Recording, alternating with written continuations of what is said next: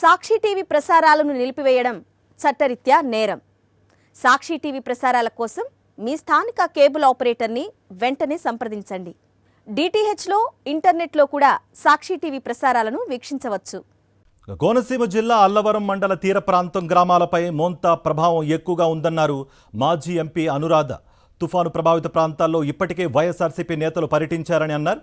ప్రభుత్వం కల్పిస్తున్న సదుపాయాలను వైఎస్ఆర్సీపీ నేతలు పరిశీలిస్తున్నారని తెలిపారు. ఖరీఫ్ పంటలపై తుఫాను ప్రభావం ఉంటుందని, పంట నష్టపోయిన రైతులను ప్రభుత్వమే ఆదుకోవాలని అనురాధ డిమాండ్ చేశారు. కూటమి ప్రభుత్వం పంటకు ఇన్సూరెన్స్ చెల్లించకపోవడంతో రైతులు తీవ్రంగా నష్టపోయే ప్రమాదం ఉందనంటున్న మాజీ ఎంపీ అనురాధతో మా ప్రతినిధి హరీష్ ఫేస్ టు ఫేస్.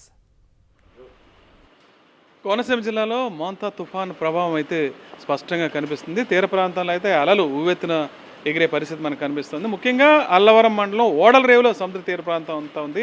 దీని ప్రభావం ఆ గ్రామం పైన కూడా ఉంటుంది. దీనికి సంబంధించి అల్లవరం మండలంలో అధికారులు చేపడుతున్న చర్యలు ఎలా ఉన్నాయి, ముఖ్యంగా ఈ ప్రాంతంలో ఈ భారీ స్థాయిలో తుఫాను వస్తే ఏ రకమైన చర్యలు తీసుకోవాలని మన దగ్గర మాజీ ఎంపీ చింతా అనురాధ ఉన్నారు. మేడం చెప్పండి, అసలు ఇప్పుడు అధికారులు తీసుకుంటున్న చర్యలు సాటిస్ఫాక్టరీగా ఉన్నాయా లేదా, వీళ్ళకి ఏం అవసరం అవుతుంది? అంటే యూజువల్లీ తీర ప్రాంతంలో ఉన్న ప్రజలందరూ కూడా అప్రమత్తంగా వాళ్ళు, ఎందుకంటే వర్షము ప్లస్ ఎలాగో సముద్రం ఎలలు అలన్నీ కూడా చాలా తీవ్ర స్థాయిలో ఉంటాయి, చూద్దాం అనేసి చాలామంది వెళ్తూ ఉంటారు. సో అలాంటి వాటిని మనం నివారించగలిగితే ప్రాణ నష్టం అనేది మనం కట్టెలు చేయొచ్చండి. అండ్ నాకు తెలిసినంత వరకు కూడా కలెక్టర్ గారు చాలా స్పష్టంగా ఆదేశాలు ఇవ్వడం జరిగింది. పిల్లల్ని ఎట్టి పరిస్థితుల్లోనూ స్కూల్స్కి పంపించొద్దని 3 రోజులు కూడా సెలవులు ప్రకటించారు. అంటే తుఫాను స్థాయి అనేది చాలా తీవ్రమైనటువంటి పరిస్థితిలో ఉంది కాబట్టి మనం ఈ కండిషన్స్ అన్ని కూడా మనం ఫాలో అవ్వాలి. అలాగే ప్రజలు కూడా ఎవరికి వారు అప్రమత్తంగా పిల్లల్ని ఇంట్లో చూసుకోమనండి. చిన్నపిల్లలే కాదు, కొంచెం టీనేజ్ పిల్లలు కూడా ఏంటంటే మాట వినకుండా బయటికి వెళ్ళి చూద్దామని అనుకుంటారు. వారు ఎటువంటి నష్టం జరగకుండా ఉండాలి అంటే కనుక పిల్లలందరూ కూడా ఇంటికి పరిమితం అవ్వాలి. అలాగే కలెక్టర్ గారు ఇచ్చినటువంటి ఆదేశాల ప్రకారం ఎవరైనా సరే ఏదైనా ఇబ్బందులు ఉంటే వాళ్ళకి నంబర్స్ అనేవి ప్రొవైడ్ చేయడం, కంట్రోల్ నంబర్స్ ప్రొవైడ్ చేయడం జరిగింది. కోనసీమలో ఇంతవరకు ఖరీఫ్ కోతలు జరగలేదు. మొత్తం అంతా కూడా పంట చేలలోనే, ఇంకా కోతలు కూడా జరగలేదు. పూర్తి స్థాయిలో పూర్తయ్యే పరిస్థితి కనిపిస్తుంది. ఇప్పుడు ఈ నేపథ్యంలో వచ్చే భారీ గాలులు 90 నుంచి 150 కిలోమీటర్ల మేర గాలులు కూడా భారీగా వీచే అవకాశం ఉంది. వర్షం కూడా నాన్ స్టాప్గా కురుస్తుందని చెప్తారు. మరోవైపు కోనసీమలోనే ఈ తుఫాన్ తీరం దాటితే అసలు పంట పరిస్థితి ఏంటి? ఇన్సూరెన్స్ కూడా ఇస్తలేదు. గత ప్రభుత్వం అయితే ఇన్సూరెన్స్ చేసేది, ఈ ప్రభుత్వం ఇన్సూరెన్స్ కూడా చేయలేదు. ఎలా ఉండబోతుంది? ఇదంతా చాలా డైనమాలో ఉన్న విషయం అండి. ఎందుకంటే ప్రస్తుతం కూటమి ప్రభుత్వం వచ్చిన దగ్గర నుంచి కూడా ఎవరికి కూడా ఎటువంటి లాభం అనేది లేకుండా వెళ్తూ వచ్చింది.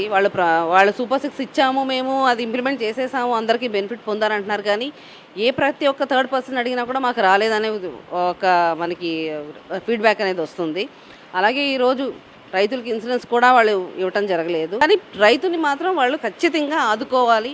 ఇలాంటి విపత్తులో రైతుకి ఈ ప్యాడీ తప్ప వేరే ఆధారం లేని రైతు కాబట్టి ఖచ్చితంగా వాళ్ళని ఆదుకోవాలని ఈ కూటమి ప్రభుత్వానికి విన్నవించుకుంటున్నాం. ప్రధానంగా చెప్తున్నారు, గత ప్రభుత్వం అయితే మొత్తం పంటంతరికి ప్రభుత్వం ఇన్సూరెన్స్ చేసేది. ఇప్పుడు కూటమి ప్రభుత్వం వచ్చిన తర్వాత ఇన్సూరెన్స్ లేదు.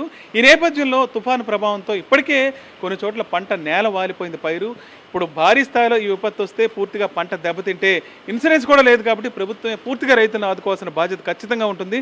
దీనికోసం ప్రభుత్వం ముందస్తుగా ప్రణాళికలు ఏర్పాటు చేసుకోవడం పాటు రైతులను ఆదుకోవడానికి ఖచ్చితంగా ముందుండాలని మాజీ ఎంపీ చింతా అనురాధ చెప్తున్నారు. ఓడల నుంచి విజయస్మతికి Harish for Sakshi news. Sakshi TV ప్రసారాలను నిలిపివేయటం చట్టరీత్యా నేరం. సాక్షి టీవీ ప్రసారాల కోసం మీ స్థానిక కేబుల్ ఆపరేటర్ను వెంటనే సంప్రదించండి. డిటిహెచ్లో, ఇంటర్నెట్లో కూడా సాక్షి టీవీ ప్రసారాలను వీక్షించవచ్చు.